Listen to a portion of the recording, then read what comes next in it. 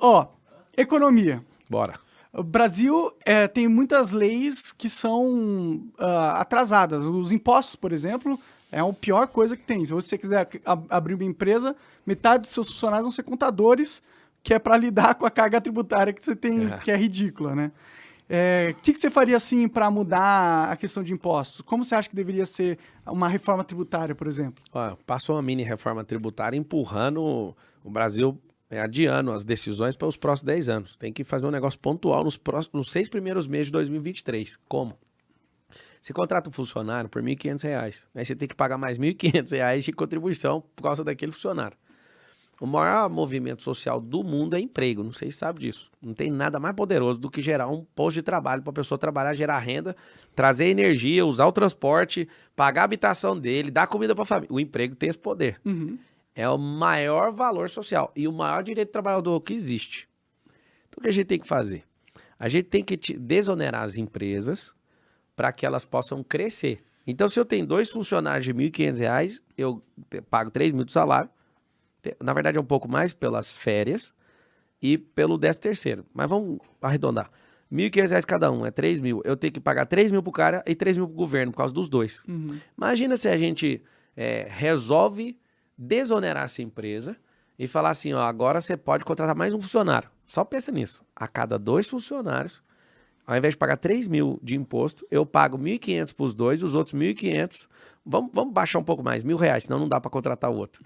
Baixa para R$ 1.000. Ou seja, ao invés de pagar 1.500, paga 1/3. 1/3 do que eu pago hoje, eu consigo pôr mais um funcionário. Aí você fala, cada 2. Sabe quantas pessoas de carteira assinada tem no Brasil hoje? Quase 100 milhões de pessoas. 100 milhões. Então, de 214, você tem essa quantidade. Beira 100 milhões. Essa quantidade de pessoas, a gente consegue fazer o quê? A gente consegue, a cada 2 empregos, arrumar mais um. Eu não estou falando que vai arrumar, mas é uma lógica. Então, só de desonerar isso. Um brasileiro hoje, que ele ganha um salário mínimo, a inflação no dinheiro dele é quase 51%. No dinheiro desse cara. Rico não tem isso. O rico não perde poder de compra, mas o pobre perde. Sim. Então o que a gente tem que fazer? A gente precisa fazer algo na economia, que vai ter um ministério disso a partir de 2023, se você não votar nulo, você não pode votar nulo. Vai ter um ministério da empresarização. O que é empresarização? A gente precisa educar a nação a produzir. Produzir o quê? Empreendimentos. Porque empreendimento é emprego, empreendimento é energia, é produto circulando, é serviço circulando, é acesso circulando. Então, quando a gente pega o nosso ensino, aí não tem como falar de economia sem falar de educação, a educação infantil, ela não alfabetiza a criança. No ensino fundamental, começa a pôr pressão na alfabetização e engessar o ensino. Ao invés de desenvolver habilidade no ensino fundamental, eu já fico preparando a pessoa para a grande decisão da vida dela, que é escolher aquela profissão lá da graduação. Você vai num país igual a Austrália, 70% das pessoas não querem faculdade. Aqui no Brasil não tem 20% de diplomados. E a maioria não quer mesmo e não vai mexer com isso. Então, ao invés da gente ficar empurrando e gastando 1,4 trilhão em 10 anos de educação, a gente tinha que abrir vertentes, ó, do 0 a 6 anos, a gente já tinha que estar com essas crianças alfabetizadas. Eu tenho 26 empresas, tá? E eu posso falar algo. Uma delas é a rede de escola infantil. Não faz sentido. É retardar o cérebro da criança, essa grade curricular do Brasil. Então, você tem que alfabetizar. Ao invés de ficar enchendo o saco com esse tanto de matemática, aí alguém fala, mas não sabe. É por isso, porque tem um monte de matemática. Os Estados Unidos não ensinam matemática igual aqui. Uhum. Aqui é 5 formas de matemática. Tinha que ensinar um de cada vez e fazer o seguinte. Ficar aquele ano inteiro ensinando aquilo. Nós estamos com analfabetismo funcional. Por quê? Porque eu gasto todo o dia de educação para todo mundo chegar na graduação e quase ninguém chega. No ensino fundamental, a gente tem que desenvolver a habilidade, experimentação na cabeça desses caras. Quando chegar lá no ensino médio, eu não posso dar só a rampa de graduação, eu tenho que abrir 3.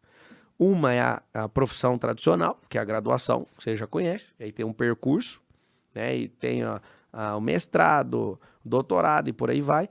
Tem que criar a segunda, que é a virtualização, que são as profissões do futuro, porque se o Brasil não entender sobre esse futuro, a gente vai virar uma naçãozinha de banana. Já estão virando, né?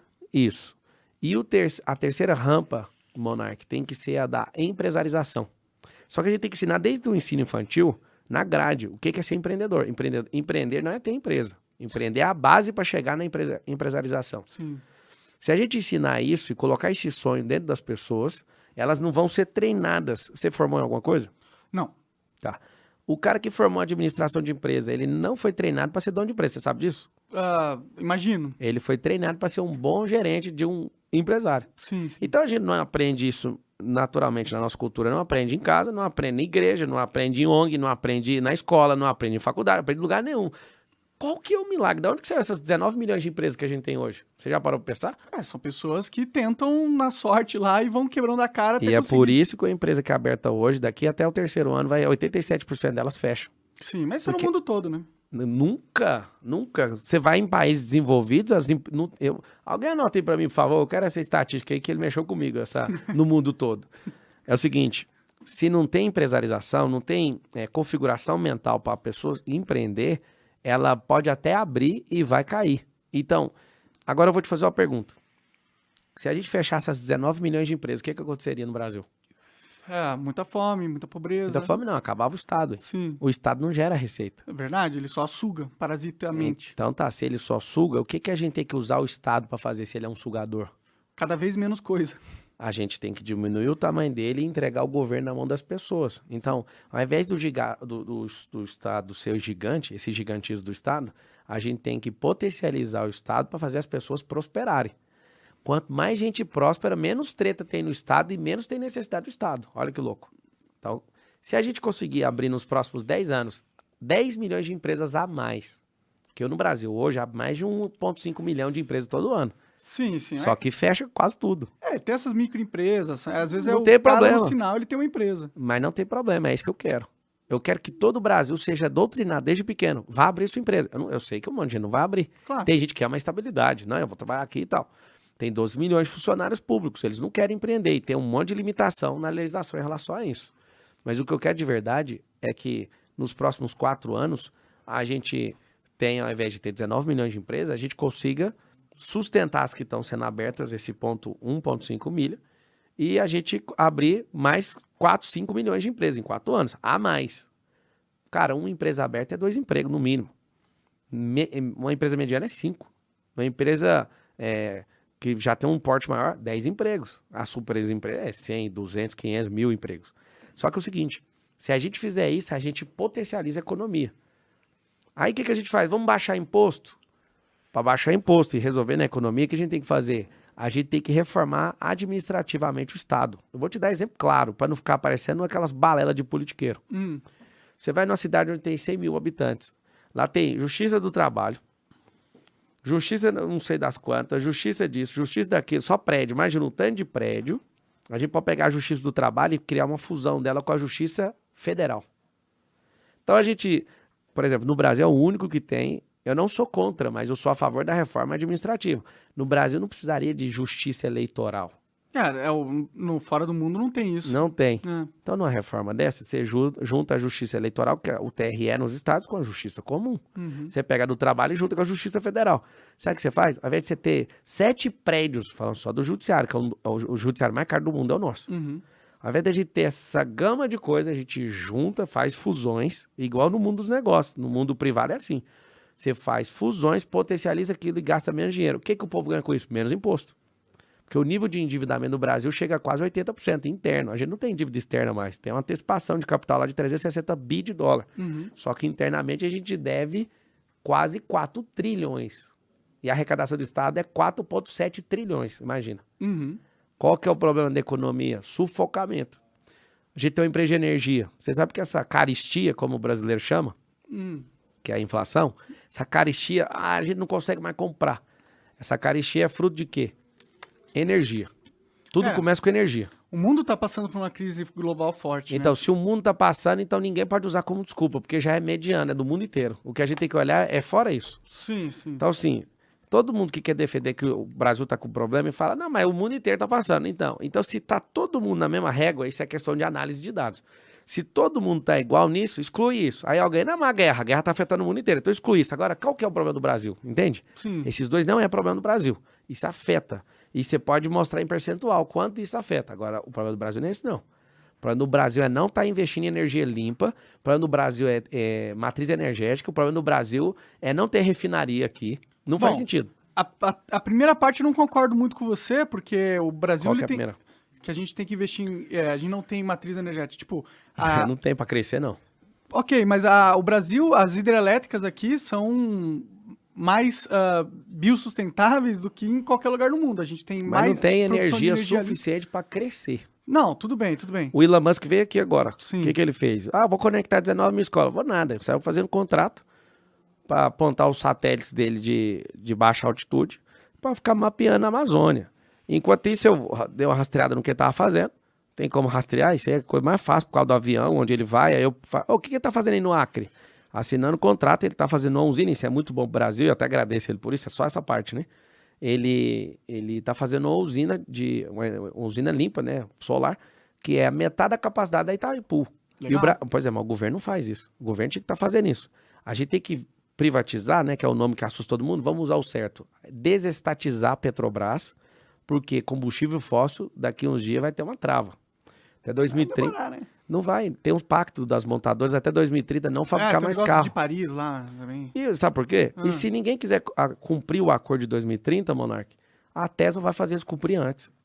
Porque o valor de mercado da Tesla, movendo os carros, a energia solar, né, a bateria, vai forçar todo mundo. Quem demorar até 2030 para cumprir o acordo, se não existisse a Tesla, eu falaria para você, não, até 2050 vai continuar. Mas o valor de mercado da Tesla, engolindo todas as principais montadoras do mundo, vai obrigar eles a fazer isso antes. Entendi. Então nós não temos até 2030. O que significa isso? Por que eles obrigariam? Porque até o carro do Não, Tesla- eles fizeram isso por causa... É assim, ó. É que tem o Solar City também, que é do Elon Musk. E ele só fez por conta de energia limpa, porque os Estados Unidos, se der o boom que ele tá provocando, ele ainda tem problema para industrializar esses carros.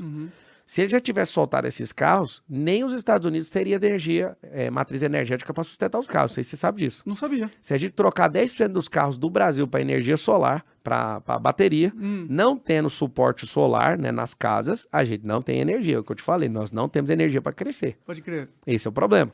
A matriz energética que está hoje disponível foi desenhada no governo Emílio Garrastazu Médici, décadas atrás, para você ter uma noção.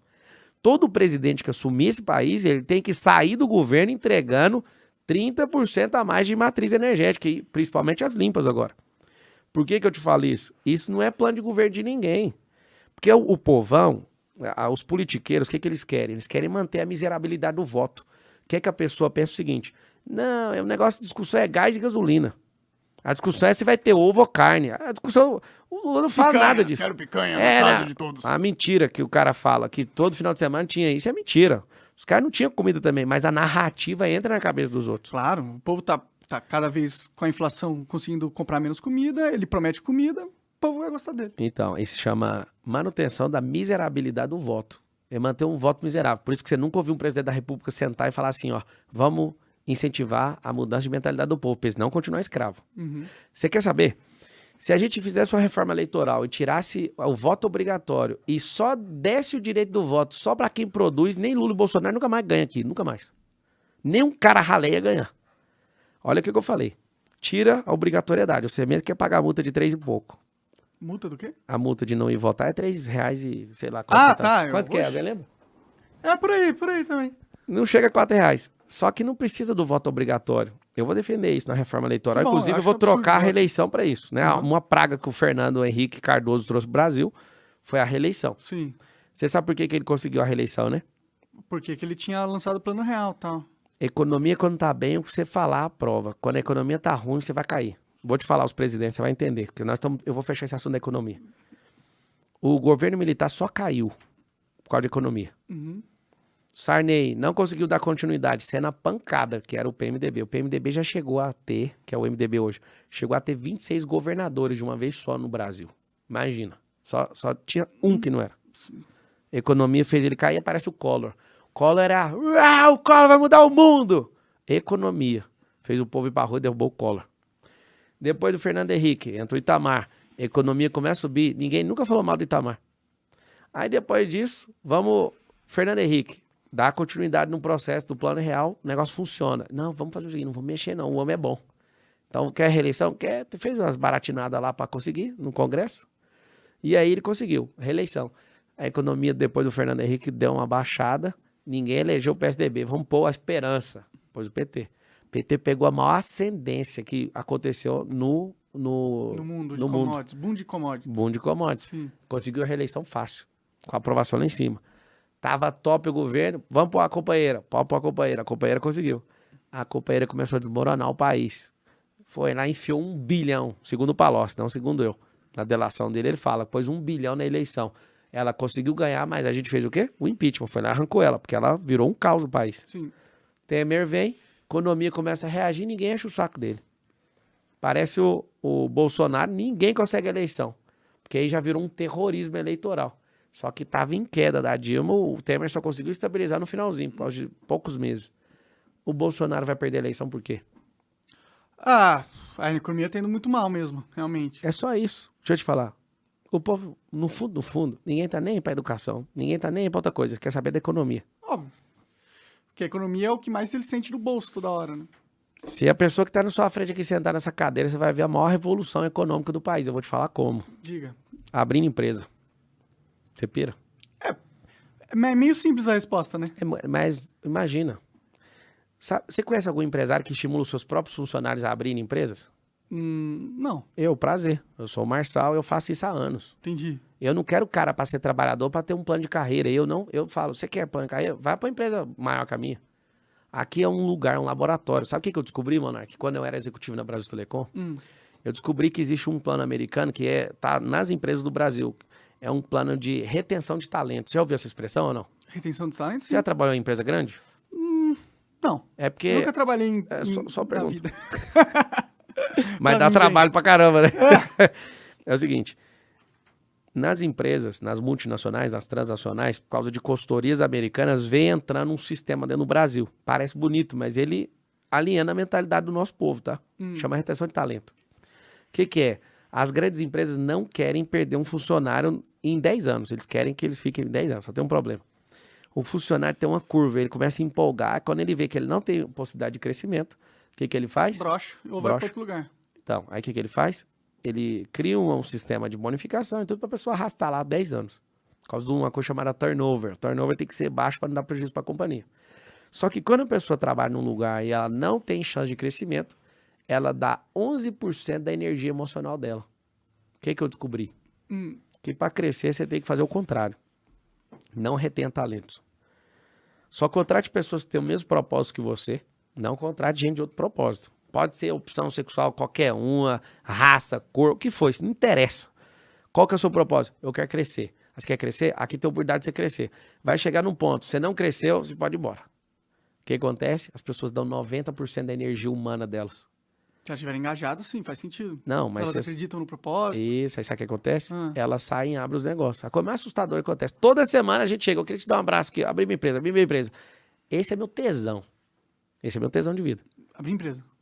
Cara, sabe o que é o problema? Todo mundo pode abrir, mas precisa de instrução. Nosso ensino não dá essa instrução. Sim. Se hoje o Brasil tivesse 50 milhões de empresas, a gente não estava faturando, o governo não tinha um orçamento de 4,7 tri. Sim, sim. A gente teria 15 tri. Claro. As empresas são muito importantes. Não são importantes. É elas que giram a economia. As pessoas que estão inseridas nesse contexto. Os trabalhadores são a força motriz. Sim. E a gente, no sistema capitalista, e depois se você quiser saber mais disso, o sistema capitalista não contempla formar pessoas governantes, mas sim reter os talentos. Isso é muito ruim. A nação não avança. Por que nos Estados Unidos eles recebem brasileiros e mexicanos para lavar o banheiro deles? Você sabe por quê? Porque o americano não quer trabalhar com essas funções. Por que a gente tem que trabalhar? Porque a gente é burro. Cara, é o seguinte, você quer ir para os Estados Unidos, eu te convido, não vá. Tá. Por que não? Vamos mudar esse país, velho. É que, tipo, eu entendo. Eu só perdi essa ambição. Mudar o país parece ser algo... Prefiro só mudar a minha vida, tô de boa. Então, se você mudar a sua vida e gente que anda com você mudar pela mudança que você tem, você tá mudando o país, velho. Sim, mas eu posso... Tipo, com a comunicação dá pra mudar o Brasil lá dos Estados Unidos. Não, cara. Você já sabe que a comunicação não tá afim de mudar. Tem que ser gente com atitude pública e atitude privada. A comunicação, o quarto poder não vai. Político, cara? Tá maluco? Seria ótimo um cara com liberdade de expressão pra defender isso. Senão a gente vai perder a liberdade de expressão, hein? Bom, isso é verdade. Mas eu não tô de boa, Mas, ó, uma coisa de abrir empresa, que eu acho muito foda, mas pra abrir empresa tem que ter demanda, certo? Imagina a tecnologia. Vamos falar de demanda, então? Ah, Tem 54 países na África. Você conhece algum bloco econômico que o Brasil tem com a África? o BRICS não tem Tem só um país, a África do Sul. É. Então, a África tem quase 1 bi de pessoas lá. Quase 800 milhões de pessoas. Aham. Tem 9 países na África que falam a língua portuguesa, certo? Sim. Por que a gente não tem negócio com esses caras? Você sabia que se não existisse o Congo, não tinha celular? Esse celular aí, praticamente, o minério é tirar de Congo. Ah, é? Sim, Pode aí isso crer. acontece. Lá tem a segunda maior floresta do mundo. A primeira tá aqui. Espelho d'água, a maior lá da África. Por que eu tô te falando de Congo? Porque ninguém nunca foi saber. Eu tenho um projeto na África, eu conheço a África um pouco. Um pouco. Mas imagina, o Brasil quer crescer. Eu acredito de verdade que até 2032 o Brasil vai se tornar a maior potência do mundo. Só que você foi embora já atrapalha. Ah, pô. Se o outro meteu. É o que eu tô te falando. Deixa eu te falar, tem que ter gente acreditando nessa